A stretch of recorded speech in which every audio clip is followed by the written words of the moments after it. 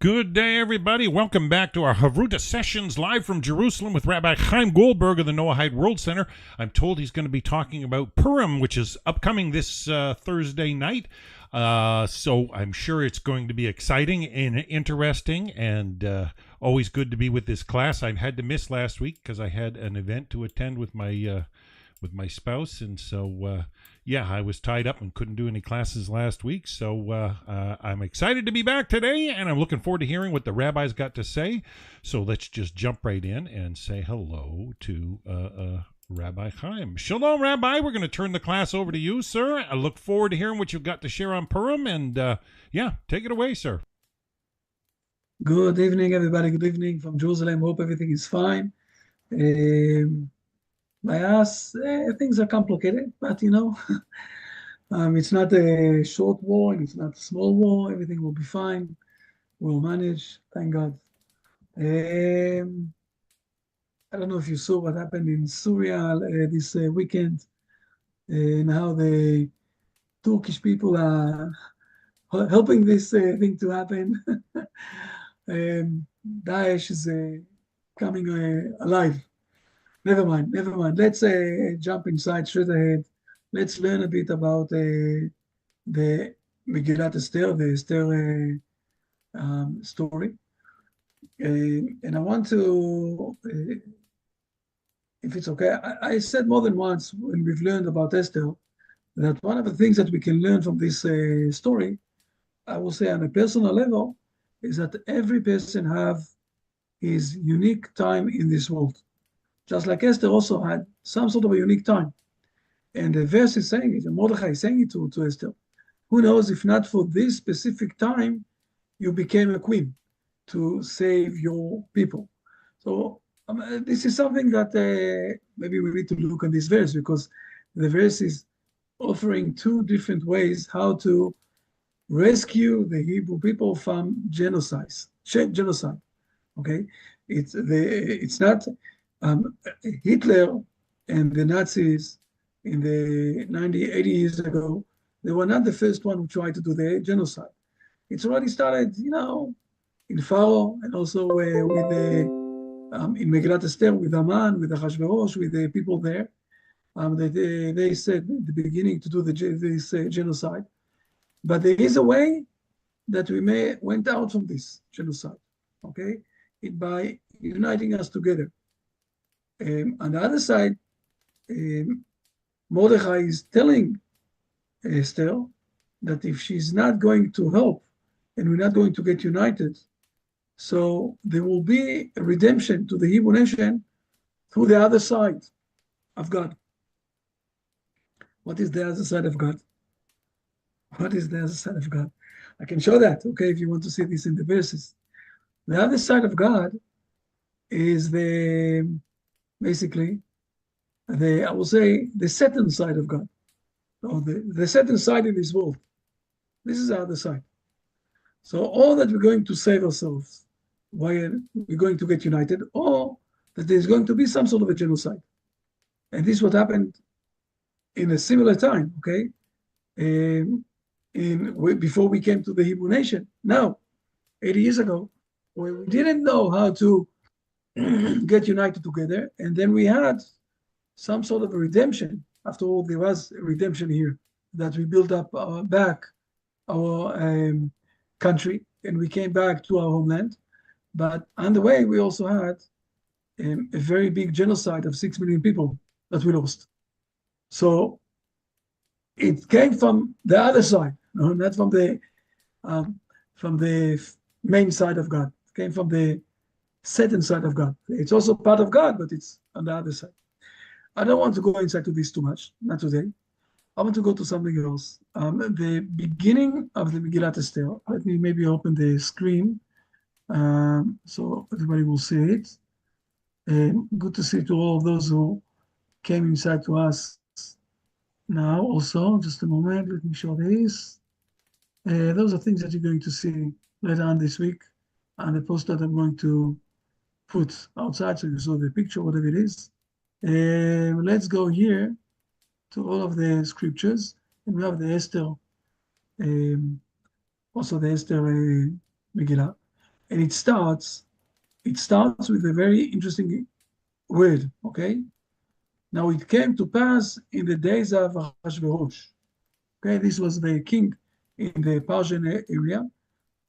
It's also interesting to say that the Persian in those days wanted to do a genocide to the Hebrew nation, and the Persians of today are speaking in the same way. I don't know if you thought about this, okay, but it is true. The Persians of today are saying the same things. They're saying that they want to destroy the Hebrew nation. They want to kill all the Jews in the Hebrew nation. They said twice in the last 7 months, okay, even a bit more, almost a year, okay, they sent twice more than 300 missiles to kill the Hebrew people. I'm not saying we had a very big miracle and we prepared ourselves in the last 40 years. Because of that, we had, in a very, I will say, nature way, okay, we managed to stop all of this. 10% the American people, Air Force did it, and 90% we stopped. And every time one missile went, here on Israel, and we saw that people got killed. But more than 300 missiles that this country, the Persians of today, Iran, are sending on Israel to kill the people of Israel. Why? Why? Because we are Hebrew people? Why? I don't know. But again, I don't want to go to this. I want to progress one step ahead. The first word here is the word Vayehi. Okay, now it came in past of those days, of the days. The word Vayehi in Hebrew is containing something that is when someone is mourning, he's saying, "Oi, oi, oi, I'm so sorry. Oh, I'm so sorry." And this is exactly the word Vayehi. So our sages are saying, telling us that there was a very big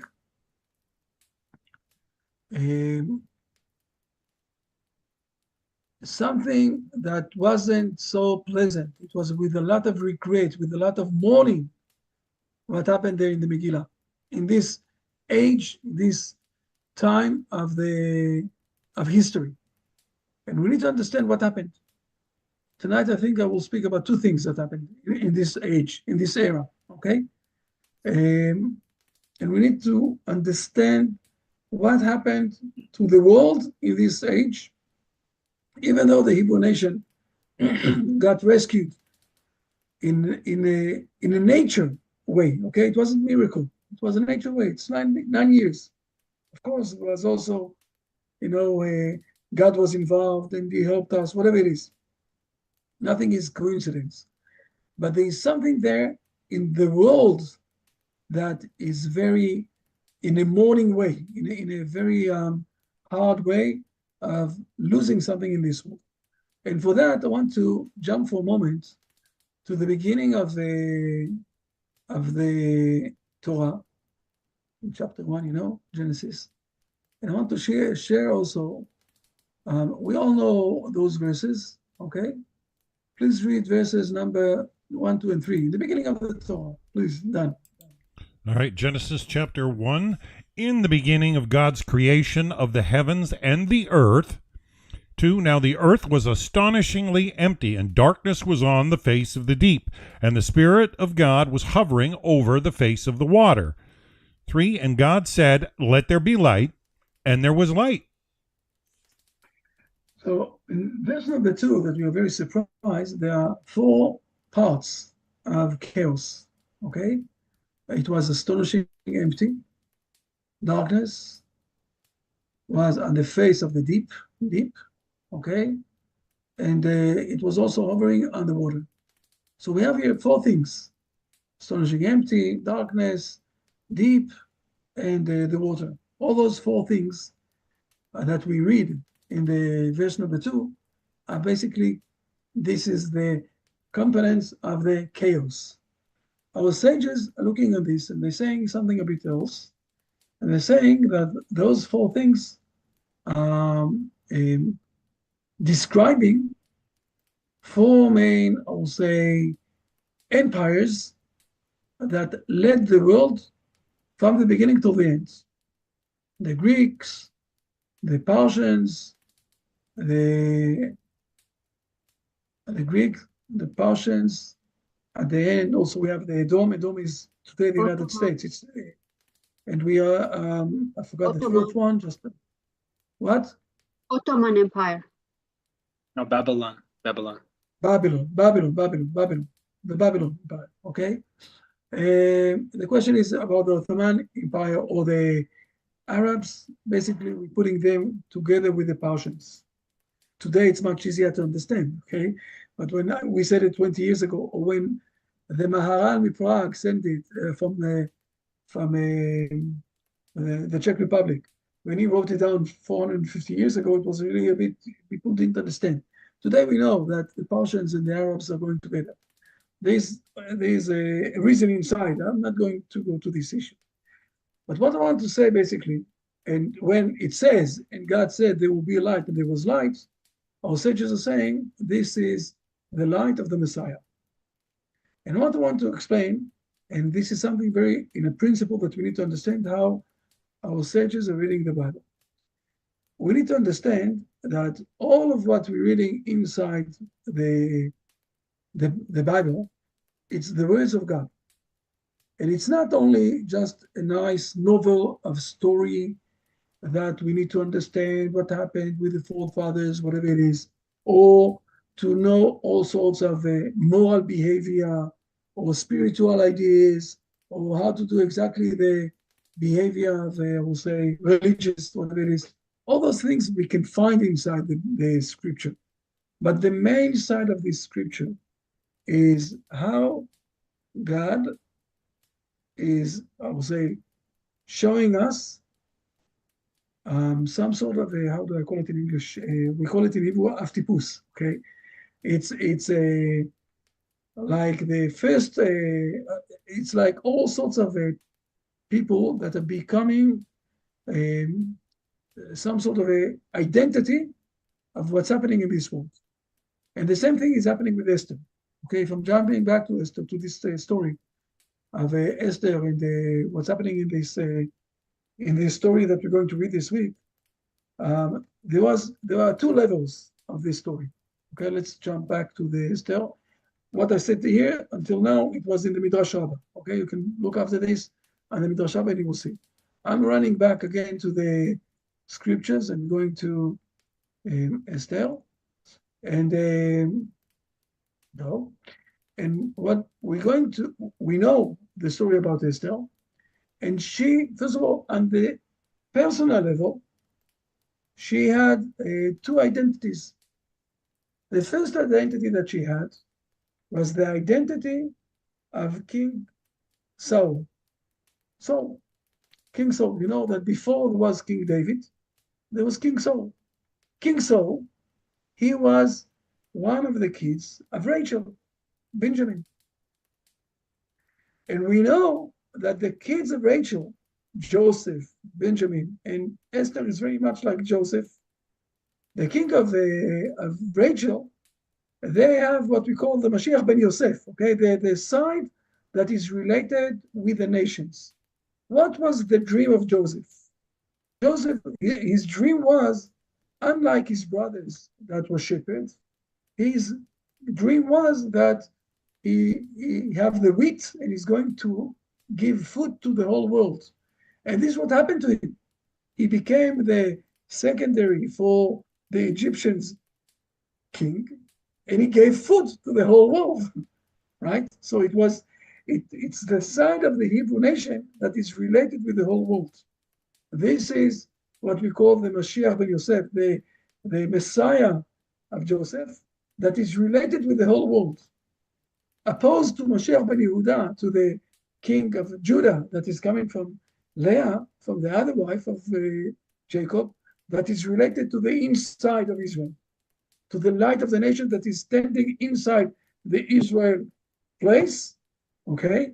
And the whole world is looking at this like the lighthouse inside Israel, just like we have today in some sort of a way, that everybody is looking what Israel is doing. Everybody is speaking about Israel. Everybody is annoyed from Israel. Everybody is proud with Israel. Israel is behaving in what we're standing in one place, and everybody is looking at us like a lighthouse. This is the Mashiach ben David. Esther had on one side her identity was she was part of the kingdom destiny of Saul. Okay, on the other side she was also a bit Persians. She was also part of Achashverosh. She was also the queen of the king. It's just, in a personal level, it's just like all the Jews in the diaspora. Let's go, for example, to Jacob. Okay, Jacob is living today in France, and I know that for sure that he knows a bit of Hebrew people. So there, the Hebrew people there, they are a bit French and a bit Jewish. You know, let's go to the United States. They're a bit Jewish. They're a bit Americans. Let's go to Belgium. They're a bit Jewish, a bit Belgian people. You know, Esther was also something like that. This is on a personal level, but we need to understand. And when I said in the beginning that we have the empires along history, I'm going to teach you something that is a bit from the Kabbalah. I'm doing it in a very, tight way. But let me explain something. The Bible is showing us in the guidance of God, in the eyes of God through the prophets, that God have some sort of a direction in this world, that it starts in the creation and will finish with the Messiah. Okay? Vayomer Elohim yehi or vayehi or, and God said that there will be a light and there was a light.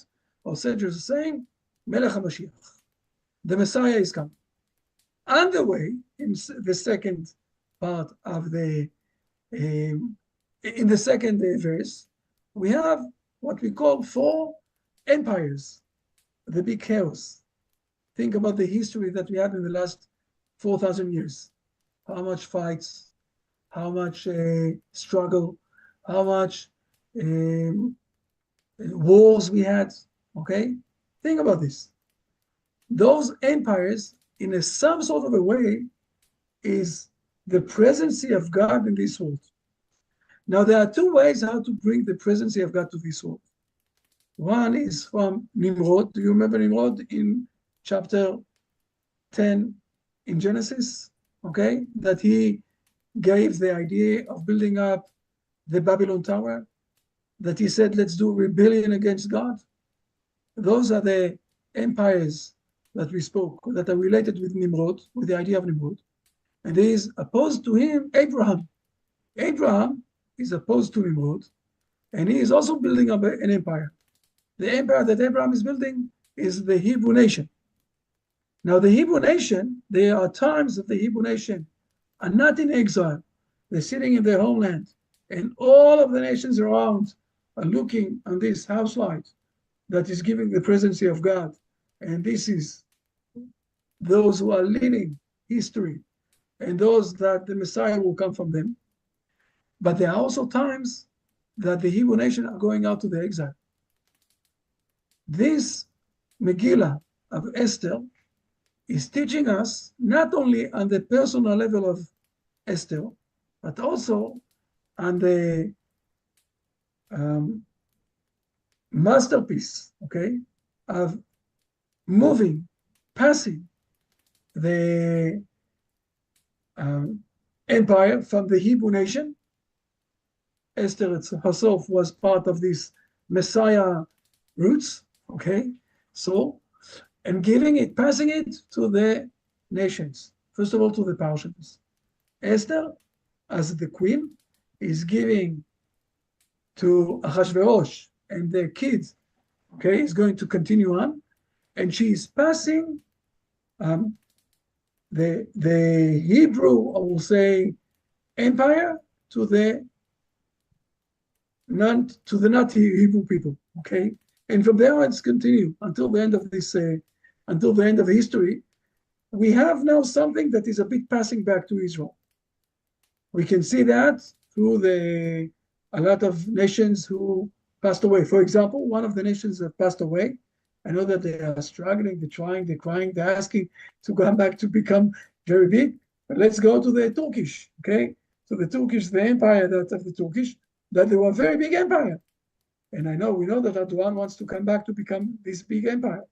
Let's go to another empire that was very big, and today it's a bit less, and they're trying to fight back to say, we are the most empire here. The Russia. The Russia was also a very big empire here.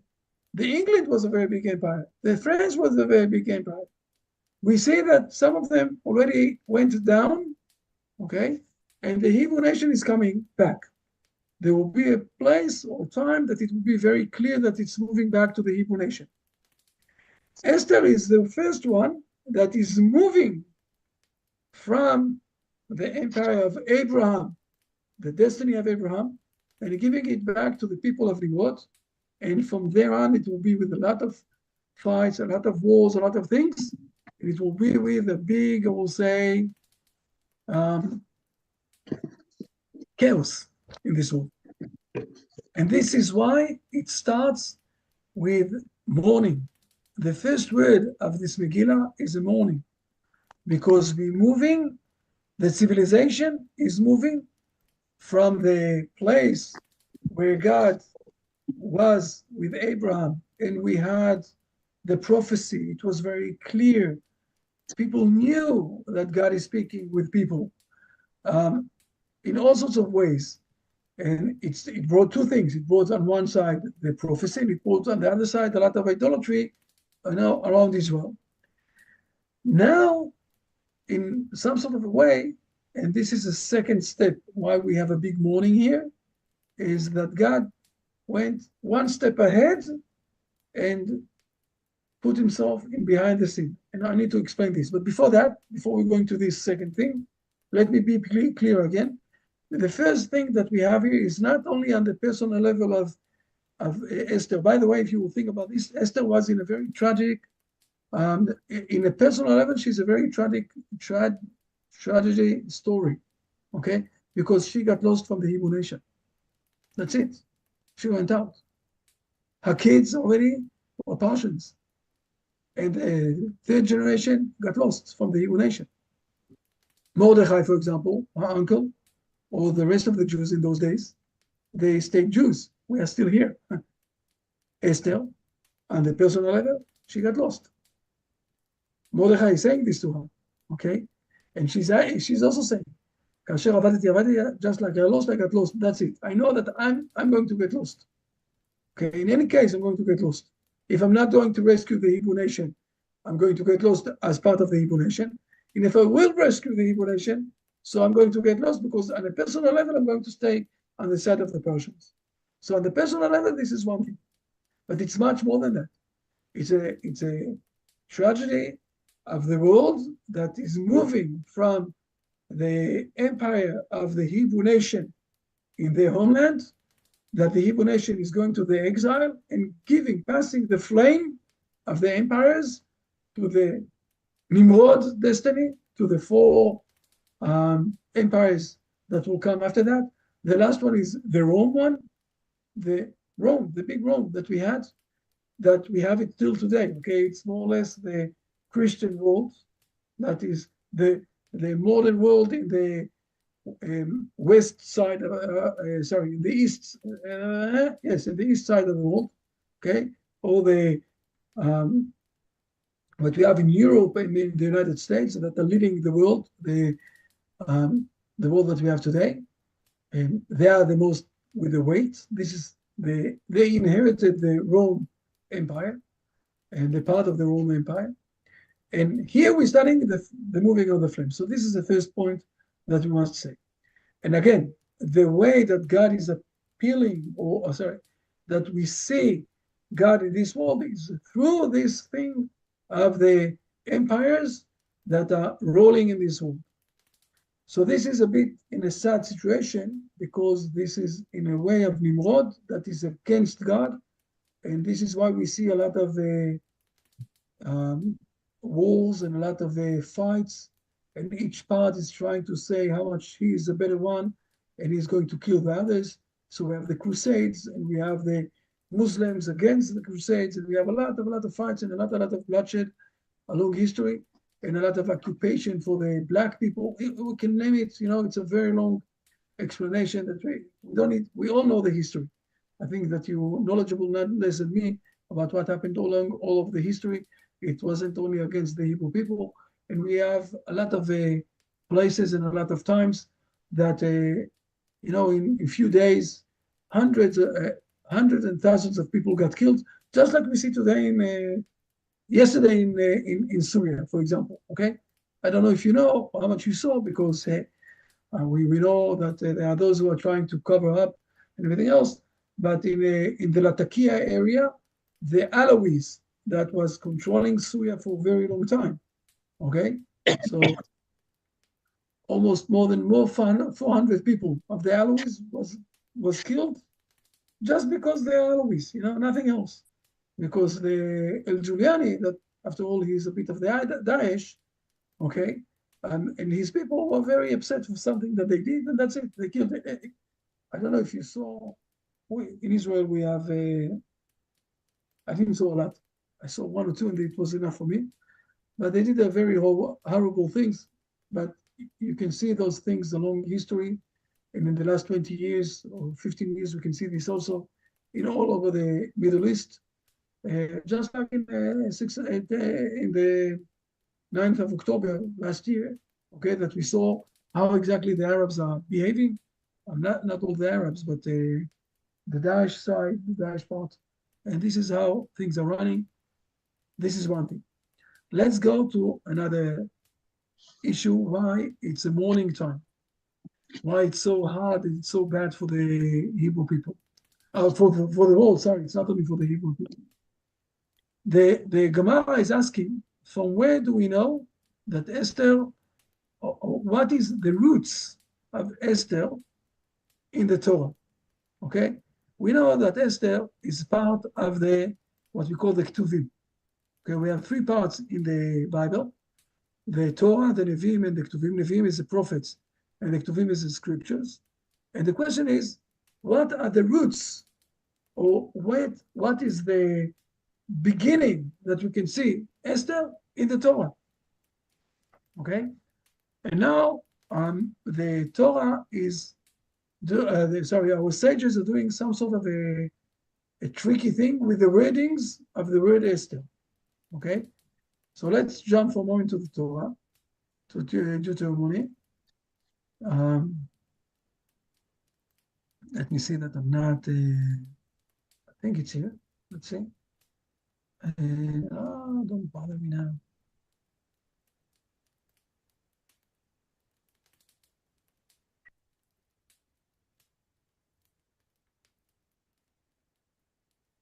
Oh, it's one before that, okay?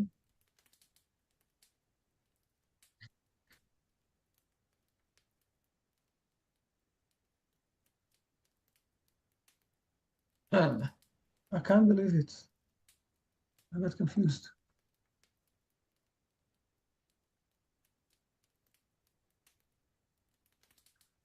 I have no problem. I have no. Here it is. Let's read for a moment 16, 17, 18. Okay, 16, 17, and 18 will be enough. Please, done. This is Deuteronomy chapter 30. Verse 16, and the Lord said to Moses, behold, you are about to lie with your forefathers, and this nation will rise up and stray after the deities of other nations of the land into which they are coming, and they will forsake me and violate my covenant which I made with them. And my fury will rage against them on that day, and I will abandon them and hide my face from them, and they will be consumed. And many evils and troubles will befall them. And they will say on that day, is it not because our God is no longer in my midst that these evils have befallen me? Verse 18, and I will hide my face on that day because of all the evil they have committed when they turned to other deities. It's amazing to think about this for a moment. If you read verse number 7, first of all, it's some sort of a prophecy that God is saying to Moses, you're going to die, and this horrible, I will say, nation is going to, to worship, to idolatry, and they will leave me alone, and I'm going to punish them. Some sort of, it's a prophecy. But the most amazing thing is that after a lot of bad things are going to, evil things are going, troubles are going to come to us, we're going to ask, isn't that because we're not more with this God? This is what's happening to us. It's some sort of a repentance, right? And even though now in the English translation, it's not being written down in the best way. In a moment, I'm going to show this in the Hebrew to explain this. And I will hide my face on that day. But you already hid your face. Your face is already being hidden. What happened here? It's a second time. And in the Hebrew, it's written down clear. Ve'anochi haster astir. You see, it's the same word. I will hide my face twice amount, not once. Not once. So if before that I already left them, abounded them, okay, and hided my face, in 18, it's a second time. And now in verse 18, in the Hebrew, it says twice, not once. So here we have in 17, God is hiding his face, and again he is hiding his face a second time in verse number 18. But here in verse number 18, it says clear that he is going to hide himself twice. Now on the second time, the word astir, it's the same letters and the same word of Esther. Okay, so our sages are saying, do you know where the roots of Esther in the Torah? In this verse. Let's understand the meaning of this. Our sages are not saying things just because it's in the same, I will say, I can hear the same wordings, I can hear the same letters. This is not the reason why our sages are saying it's the same thing. Okay? The sages are giving here some sort of an idea that is behind this concept, that there is a similarity between those things. And we need to understand what's happening here. And let me explain for a moment, because I'm going to say this in my wordings. I'm going to stop for a moment to share, and after that, if you want, I'll show this again. We need to understand that God have, I will say, some sort of an idea from beginning to the end, what is going to be, I will say, the last point of history. And the last point of history is that the man that God created in this world is going to bring the Messiah and is going to live here in this world in peace and harmony with his fellow men and also with God. This is, I will say, the roadmap of, what exactly is supposed to happen. How long it will take? It could take a lot of time, it could take less time. It depends on us, because God created also something very unique, and he gave us the freedom of choice.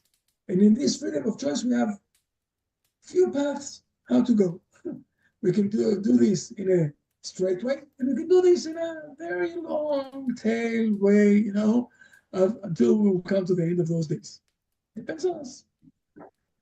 But to have this possibility of freedom of choice, one of the things that God needs to do is to hide himself in behind the curtains. I'll give an example. And this example that I'm going to give is related also with verses that is being written down in Psalms, for example. It says there, Ner Hashem Nishmat Adam, that the soul of man is like a candle. And who is like the sun itself? Okay, who is like the big light? God. Okay? God is the big light.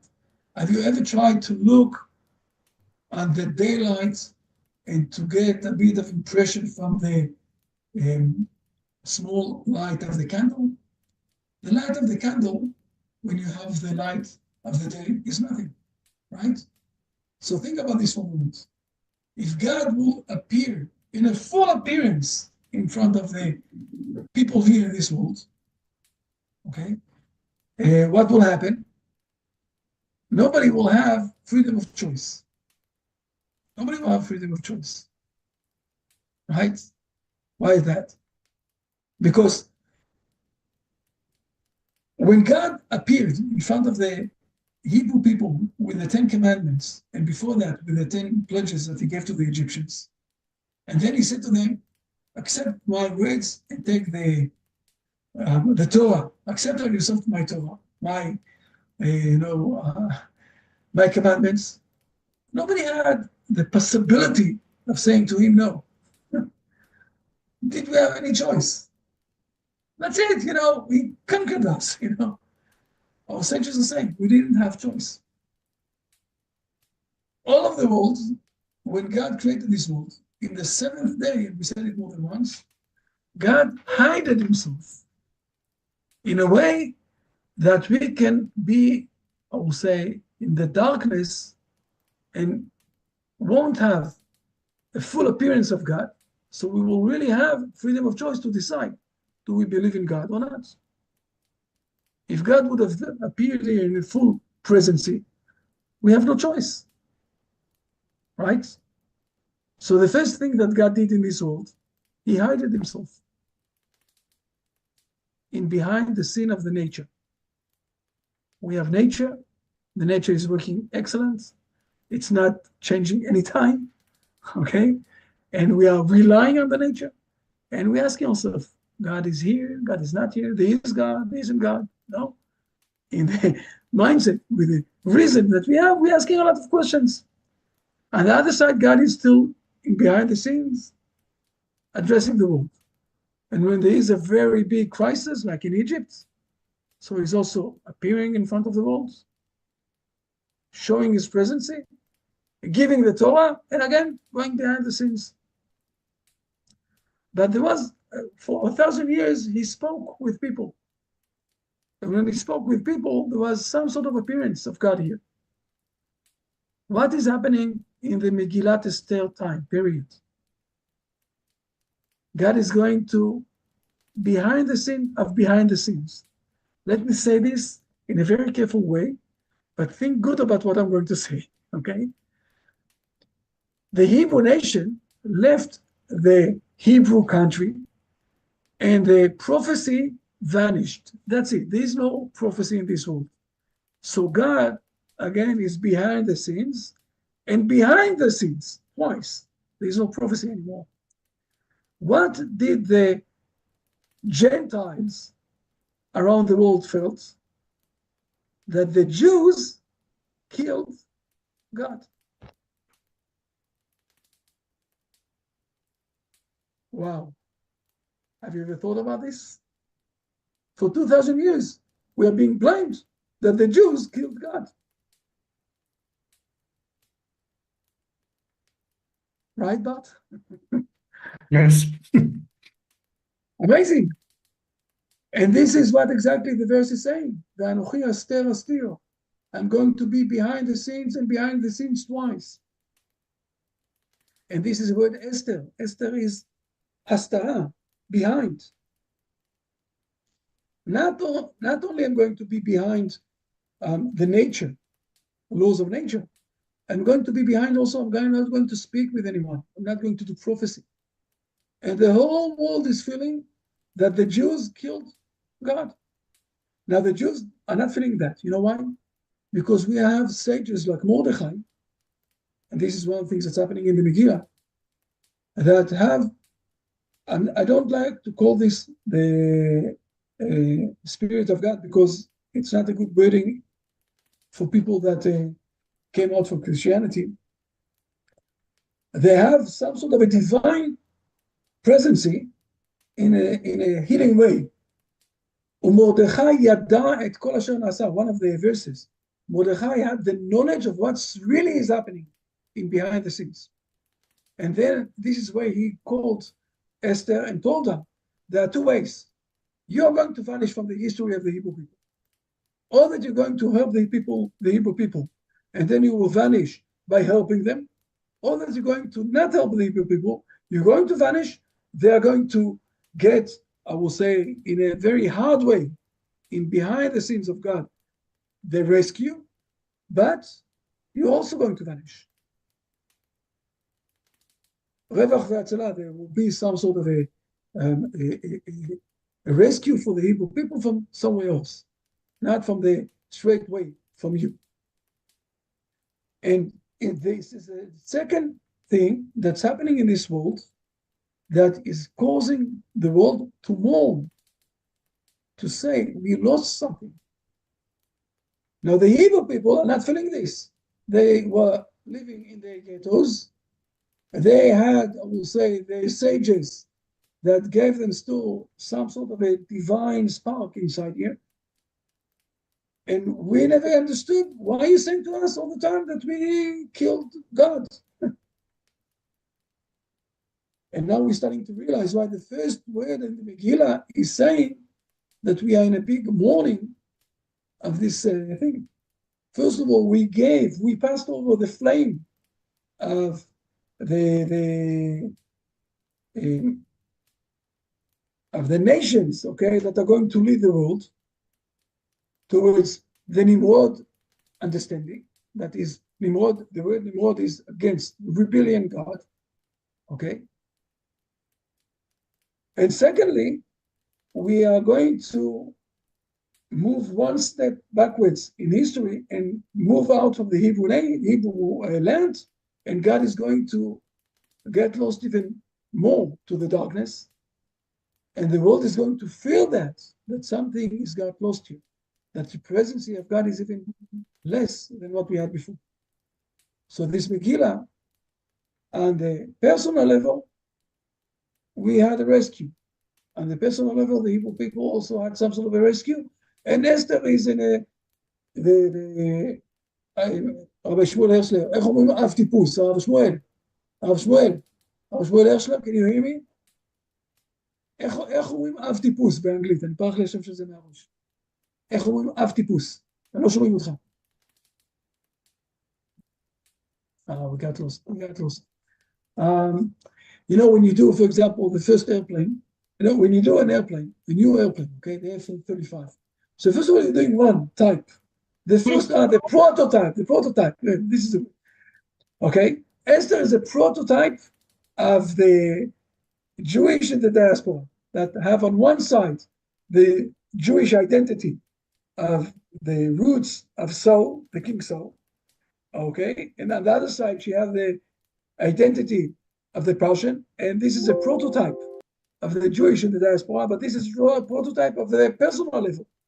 On the other side, she is also a metaphysical idea of the Jewish people or the Jewish nation, that it's passing the flame of those empires from the Hebrew empire to the Nimrod empires, those who are rebelling God. And it's also a metaphysical idea of putting God more further in behind the scenes, where all the world is starting to search for the meaning and for God, and they don't find it anymore because the Hebrew nation went out from their homeland. And this is why this Megillah, this thing that we're going to read, even though it was a very big miracle for the Hebrew nation, it's also in a sign of a mourning, what our sages are saying. In the days of Achashverosh, it was a very big tsar, very big mourning, okay, because of those two sides that we had. I hope it was clear. Now, it's also, first of all, I wrote all of this down, and I'm going to send it in the next coming few days. I'm going to send it. I'm not sure that I will send it in the emails. I will send it maybe on the LinkedIn. I will see it today, Sunday. Yeah, it will be Monday, Tuesday, Wednesday, Thursday. I'm going to send four parts of this thing. So I will send. You know what? I'll send it also on the WhatsApp group. We are all on the WhatsApp group, right? We're all on the WhatsApp group. Yes, you are all there. Lara, you are there. No, you went out. But only you there. I will try to do this on the WhatsApp. Okay, to send you on the WhatsApp also. 4 parts. I wrote it down. this thing. There's also the fourth one. And again, it's all related also with us. We have the decision how long it will take. We have no choice. At the end, the Messiah will come. The question is how long it will take. I will give an example of our days. The Trump, people of Trump, okay, today, are pushing us to build up the Temple Mount. I don't know if you know, okay? They're pushing us. Build up the Temple Mount. The truth is that the Hebrew people, we are not ready yet. I'll say it like that. And the personal level, there are people who are more ready, less ready, whatever it is, okay? But, you know, the government, the newspapers, the TV, you know, all the media, whatever it is, we're not ready yet. And the Trump people are saying to us, this is the time, build it up now, you know? So this is an example of something that the empires, okay, are willing to move the flame back to the Hebrew nation. And we're asking ourselves, are we in the right place? It's with us. They're speaking about us, you know. I'm giving an example of things that's happening in our world today. I don't know what will happen. I really don't know I'm not a prophet, okay? So I don't know what will happen in another 2 years, 3 years. I know that we are still in the middle of the fight for surviving in some sort of way with these Arabian people that are around us. But it is an example of something that's happening nowadays that we don't know how to grasp it. You know? We really don't know. I'm telling you, I won't go inside because we're dealing with those things now, in those days, with very interesting people that came from the United States, that are here in Israel, whatever it is. I'm just giving an example. Sometimes the occasions that we are in history are so big, so we need to raise up, stand up, and to understand that we are in an era of different things. It's reminding me a bit the Berlin Wall that fell down, that we woke up one day and suddenly we understood that Russia is not this big Russia that we thought, and it all fell down. In 2 years, everything fell apart. Until today, they didn't manage to build it up again, and they're very annoyed. But this is one of the things that's happening. The empires are falling down because the Hebrew nation is being built up. So the occasions are very big that we are inside. And who is guiding them in behind the scenes? God.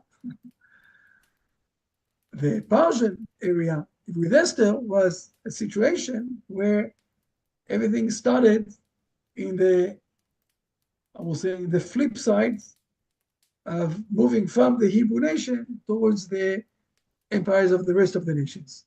But now we're in the end of history. The Hebrew nation came back, and those who are joining us is part of it. And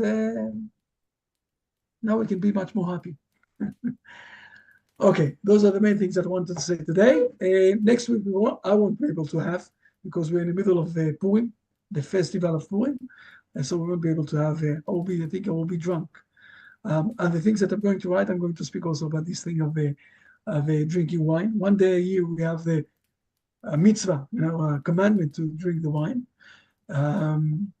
It's because we want to go out from only the reasons. We have much higher level of things. Rabbi Yashlev, we lost you. Rabbi Yashlev, this is your time if you want to say a few words. I will send everybody. Who is it? James? Okay, I will send it to an email with I will do my best. I will send it also an email to you. It's 4 parts. I won't send one part because it's a very long article, but it's explaining step by step everything that we said tonight. But it will be reasonable for you, and I will be more than glad to get also questions, answer, whatever it is. Rabbi Shmuel, please. I'm shouting out now. Listen, after a very comprehensive essay, I don't know if I'll have much to add, but I'd like to put something that I personally feel is an insight. The Rabbi mentioned the verses from Deuteronomy about, so to speak, as if the divine is hiding his face, and that's part of the hint to where Esther originates from. There are periods that the divine presence is less obvious.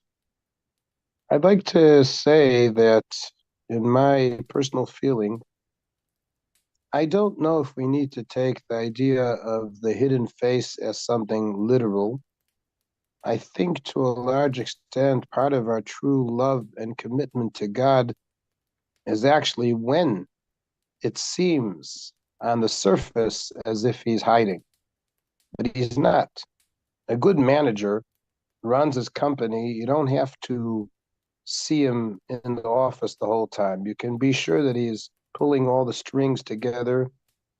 He's running the whole thing, and often you feel the seniority of his position and his executive attitude when you don't see him all the time, but he actually oversees everything. I think one of the most ironic things to say about the book of Esther is as if one would feel for even 5 minutes that the divine isn't there. Everything that's happening there, from the beginning to the end, the way the strings are pulled, even though his name is not mentioned, in every two verses, he's extremely obvious. I don't know, I'm just not giving you as an advice as a marriage counselor, but I would say one of the nice things a person can see in marital life is what happens if your spouse is not at home and you have something you need to think about and get to a decision. One of the nice things I can say from my pretty few years of life marriage experience, it's nice to figure out what your spouse would have said.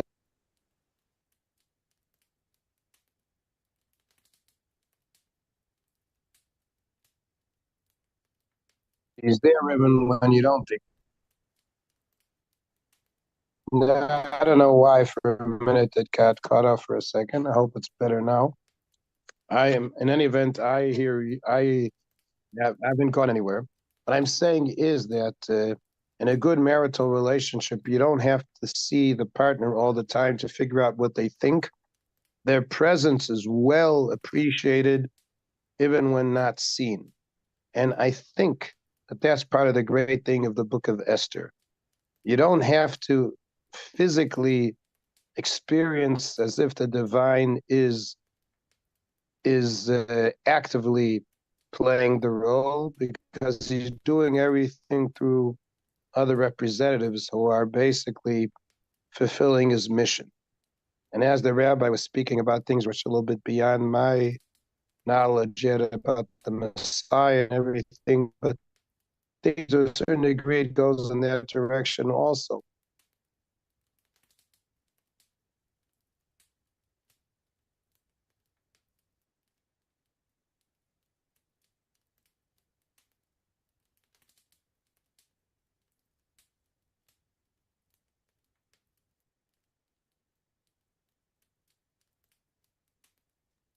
Better not.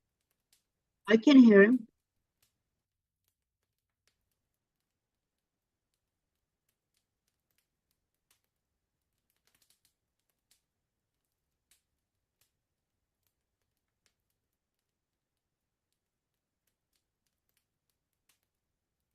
I see what the story is.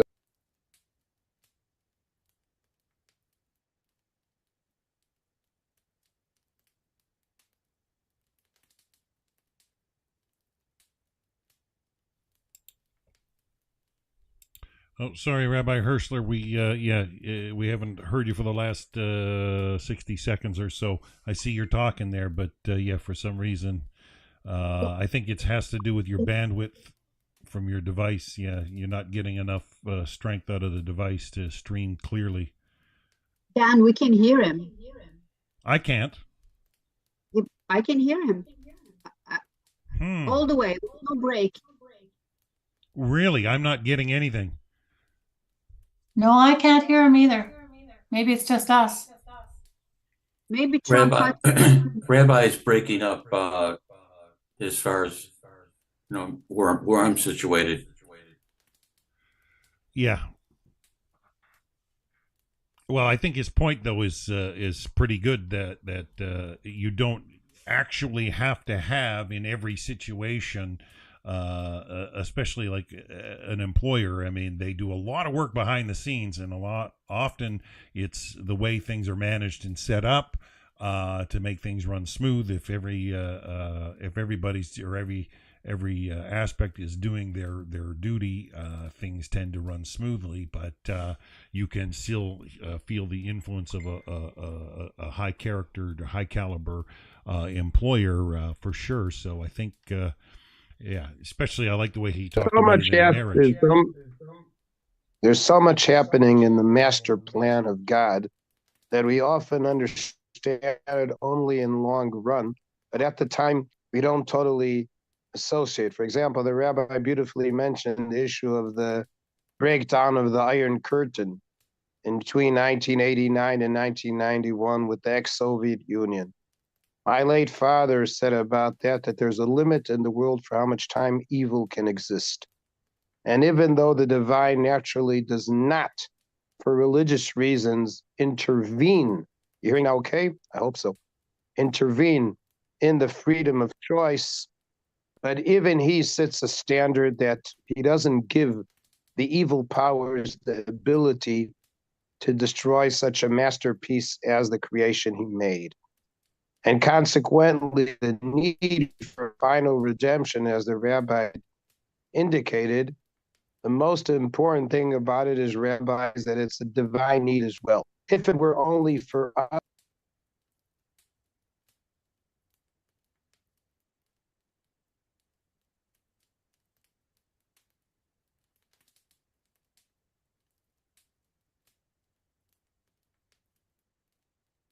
Yeah, so we can rest assured that Hashem's got everything under control behind the scenes, no matter what, under all circumstances. I find, a lot of people, humans especially, they have a breaking point where, they lose hope and, and act over emotional. If you just think of some excitable situation, I've seen crowd problems, that just snowball out of control, and ugly things that just, people have a terrible tendency to lose faith, lose heart, and so realistically, we need to stay focused that Hashem's got everything under control, even if the circumstances look otherwise. And it's all part of our bitachon, our trust in Hashem, and having confidence that like you said, Rabbi, I'll just give you one example to make you happy, all of you. I was speaking this last Saturday in a place outside of Jerusalem, a senior home. They were called up to Torah. 3 people that all together had 5 great-grandchildren just in this last week. Got it? One great-grandparent couple that they had 3 great-grandchildren from 3 kids, and 2 other people, each one had one a grandson, one a great-granddaughter. All in all, 4 boys and 1 girl born in the last week. So do you believe there's hope out there? 5 wonderful new Jews brought to the world. I must say, these people are no spring chickens. They're in their late 80s, but they gave me a tremendous feel of hope and determination. Don't think that these people's children and grandchildren are the war. At the same time,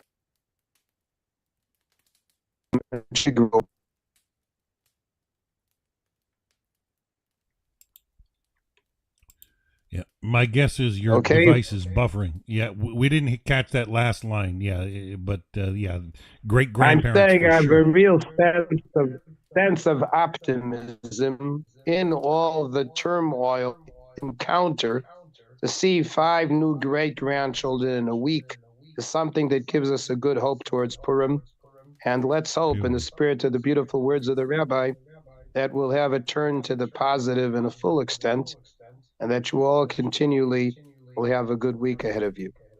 So thank you so much. That's Rabbi my Hershey. words of optimism. Thank you Always very much. good to hear. So, Rabbi, you're not good for next week. You can't do a broadcast next week. Hey, it's a holiday. It's a holiday. We get it. Yeah, we get it. So 2 weeks from today, we're aiming for a class? 2 weeks from today, we'll continue on. We'll go on. And yes, I hope I was clear enough tonight, because I think it was unusual things, but I'm going to send it also written down, so it will help to support the understanding of those things. I look forward to reading it. Yeah.